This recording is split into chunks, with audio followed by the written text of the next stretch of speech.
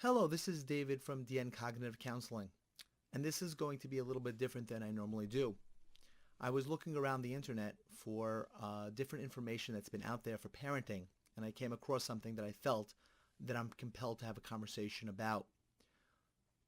I came across Daniel Mackler, who used to be a therapist. He used to practice for 10 years. I think he hasn't started practicing for the last 4, but he has put out a number of videos explaining things about psychotherapy, and he's made a lot of statements and aspects about children and parents. And after hearing him, I really did feel compelled that I needed to put something out there as an alternative point of view. But I wanted you to hear Daniel in his own words, and then being able to go ahead and have the other point of view so that you could hear both, and then you can make a decision what you believe for yourself is more correct. So without further ado, I give you Daniel. Why is it a bad idea to have kids? This subject comes up often in my life. I'm still at an age where my peers are having children, and I see people all around me having children, and I know tons of people who have had kids, and I was a kid once, and I think kids are beautiful. But I think it's a very bad idea to have kids, especially nowadays, in this modern era. And I'm going to give my reasons. The first reason is simple. The world is massively crowded with people.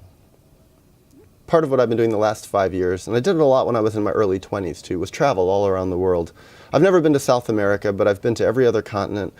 I've been to tons of different countries. I've seen lots of different environments. And everywhere I've been, I've seen there are simply too many people. It's just, we use too many resources. We plant things that destroy natural ecologies. We take up space that other animals and plants should be having. We cut down forests. Okay, yes, humanity could certainly be living a lot more wisely and taking up a lot fewer resources. But 7 billion of us, come on. This is like ludicrous. If people can't see this, and a lot of people can't, it's a bit shocking to me. So that's the first part. The world is just too crowded. So the fact is that Daniel went ahead and explained that the world is too crowded, therefore you should not have children. Because Daniel went ahead, looked around the world and said, wow, look, there's too many people here, so let's have less of them.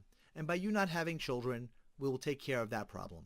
And we're using up too much resources, and the world's in huge amounts of trouble. But is that factual? Well, let's take a look at reality.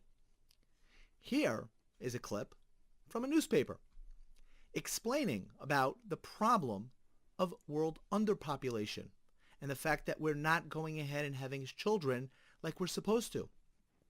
Here's another one from the EU explaining that in the European countries that the birth rate is in decline. And it's explaining about the problems that's going to cause for the economy and the difficulty that's going to be. And here's another newspaper clipping explaining the same concept. So although Daniel feels that because you should not have children because of a population issue that he believes in. But let's supposing for a minute it was true. Let's suppose the world was actually being overpopulated. If you're a naturalist and you believe that humans are part of evolutionary chain, then you believe that the aspect of the world is that the humans are part of that chain, which means as a species, our job is to survive. Now, if we go ahead and we are no longer supposed to because we're just going to be, not going to be evolutionarily the fittest, then we shouldn't survive, as Richard Dawkins would say. But if you take a look at our humanity and what we've come up with, we've generally solved many problems. I don't know if you guys remember Y2K and what was supposed to happen. And the world was supposed to collapse and everything was supposed to go. And what ended up happening? Very, very little. Many years ago, they believed that we were going to run out of food and our food supplies were going to be going ahead and we weren't going to be able to do that because we weren't farming anymore. Well, we came up with innovations that made us much better for that. And the idea of overpopulation, and there's too much, we could build skyscrapers and we have abilities to innovate. Maybe Daniel's child would be one that comes up with an invention that actually changes the world.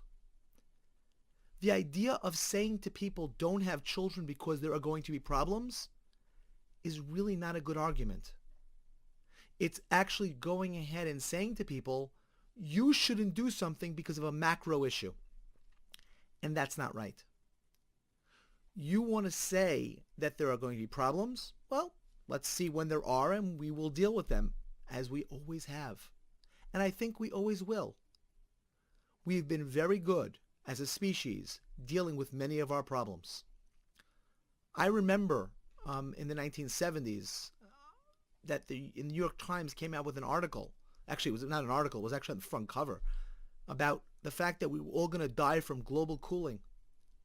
And I will never forget as a child how scary that was. And here I am now, and now we're going to die from climate change. Listen, I'm not an expert on this, but I do know that we're very good as a species coming up with solutions to problems. I believe in the human ability to solve problems, new inventions, new technology, new innovations. That comes from people. The idea of not having them or trying to shut them down, I don't believe is a good reason. So that was Daniel's first point, and I believe that's my response to Daniel's second point. And let's get to that right now. The second part is a little bit more subtle. And what I've seen is that when people have children, they basically don't grow in the same way. It takes a huge amount of energy to raise a child. I think a lot of people who have children have never really spent that much time around children, especially young children and babies, and they have a sort of fantasy about it.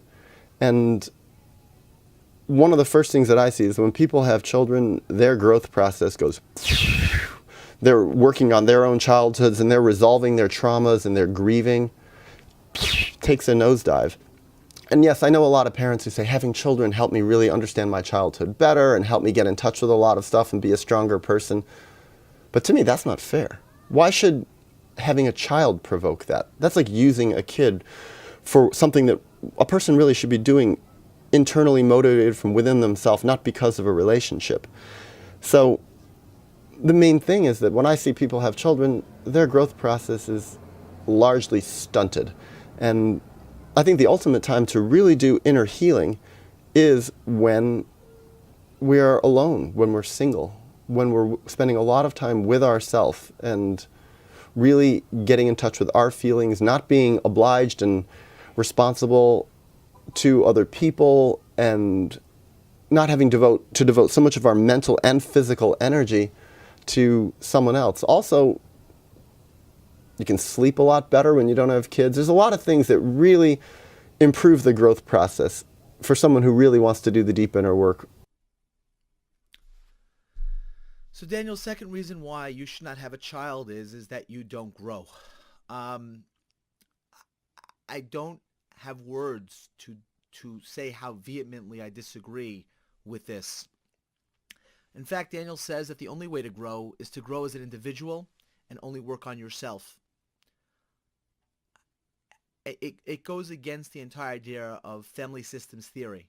I think Salvador Minuchin would be turning over in his grave. The reality is that we grow from a variety of different life experiences. I don't think anybody's ever said, wow, look at that single guy over there that's never had a relationship with anybody and has taken only care of himself, and look how great he's grown. I don't believe that we grow by being by ourselves.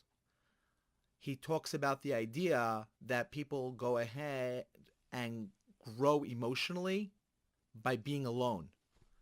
And again, I have to say, I don't agree with that, not in my experience and not that I've seen. Generally, when somebody's been alone for a long period of time in their life, most people say, what is wrong with that person that cannot sustain relationships?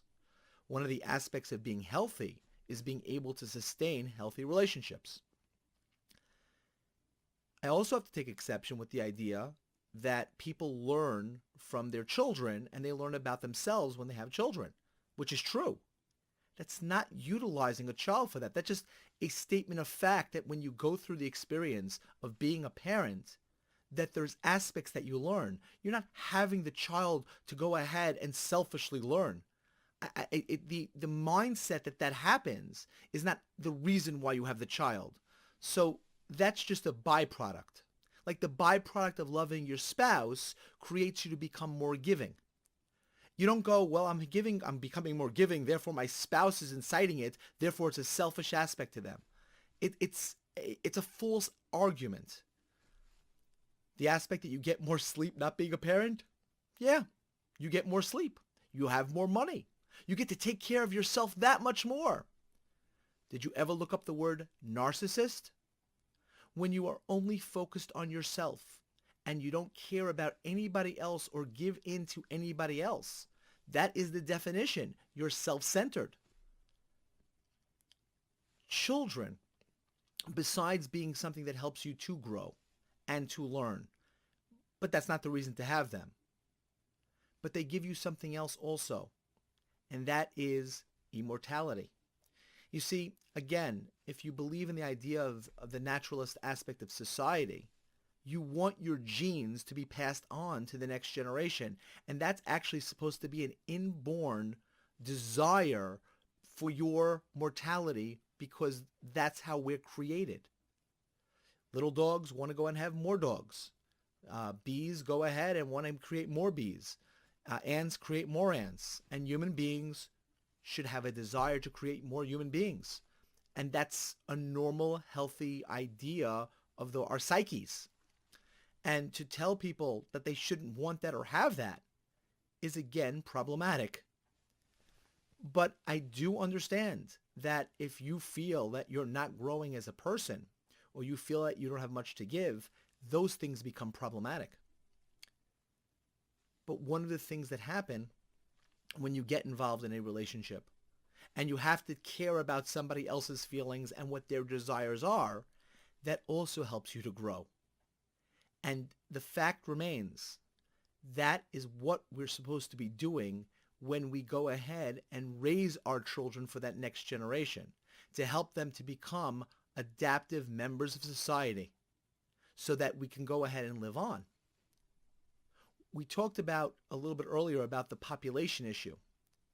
Well, there are parts of the world where those people are growing more. And what ends up happening is their value system, if they continue to have children, will become the predominant one. And the ones where you go ahead and don't procreate, that will become the minority. And if that's what you want, and that's the aspect that you want in your society, that's your choice. But I do think we have to take a look at this and think about this a little more rationally. Now let's take a look at the third thing. Then there's one other part, and this is the third part, is that children deserve the best possible parents. They deserve parents who have done really all of their inner work. Because when parents don't do their inner work, when people don't do their inner work, even a little bit of their inner work, and they have power, especially full power like parents have over children, they will act out their issues on their children. And even parents who are considered the best parents, they do. And a lot of times they do it the worst, because a lot of times the people who consider themselves the best parents are actually the most arrogant. And arrogant people have a very easy time acting out their traumas on someone else because they don't even acknowledge they're doing it to themselves. Okay, so the third and final point is that Daniel believes we need to have perfect parents. There's no such thing. People don't have the ability to do all that work. People don't have the capacity to be perfect. There is the concept of the good enough mother. It is true that we want to grow, and hopefully all of us will. But it is better to have a bad parent and exist than not to exist at all. And for that reason, I'll say, please have your children if you so desire. If you don't, that's your right. But to tell other people not to, I think, is overstepping a boundary. If you like this video, please hit like. And please, if you like this, subscribe. And I will be going back to my regular channel, hopefully a little later today.